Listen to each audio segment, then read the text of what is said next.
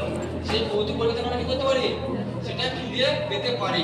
দেখো এবার দেখো কি কি উদাহরণ আছে। ফর এক্সাম্পল দেখো ভালো শুনবে, when a matchstick is struck hard on rough surface the flame lights up and the matchstick burns out।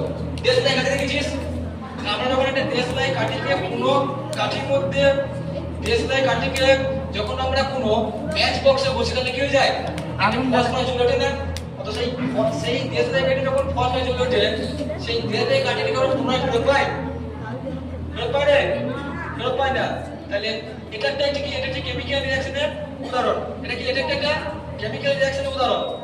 Each matchsticks can never be lighted again। তারপর যদি আমরা সেটাকে জ্বালানোর চেষ্টা করি, তাহলে সেই দেশলাই কাঠি কেমন জ্বলবে, জ্বলবে কি, কি রে দেশলাই কাঠি জ্বলবে কি, তাহলে জ্বলবে না বলে এটা কি, এটা হচ্ছে কেমিক্যাল পরিবর্তন, মানে কেমিক্যাল চেঞ্জ অর্থাৎ রাসায়নিক পরিবর্তন। আচ্ছা দেখো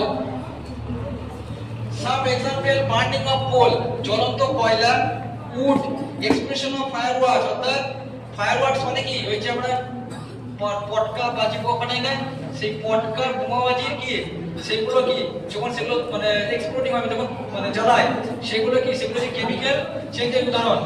দেখো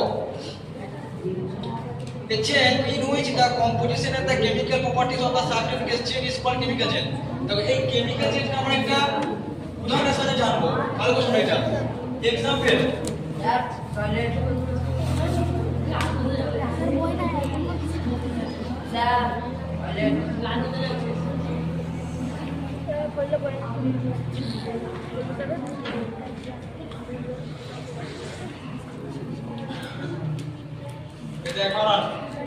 এগুলো কি, এগুলো হচ্ছে রিঅ্যাক্ট্যান্ট, এগুলো কি রিঅ্যাক্ট্যান্ট।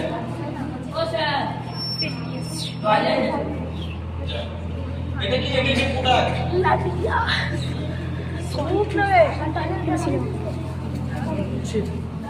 ভালো শুনবি দেখ চেনটা কি বলছে এখানে দেখ, one or more new substances are formed। কি বলছে, one or more new substances, এখানে একটা সাবজেক্ট হচ্ছে কটা, one, কত বেরিয়েছে, কটা, একটা।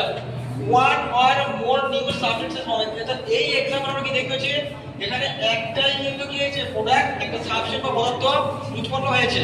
সেখানে কি বলছে, the new substance is different from the original, অর্থাৎ এরা কি ছিল, এরা ছিল প্রোটিন, এটা কি ছিল, এরা ছিল প্রোটিন, এটা ছিল প্রোটিন অর্থাৎ সলিড। এটা কি হয়ে যাবে, এটা হয়ে যাবে ছাই জাতীয় গ্যাস।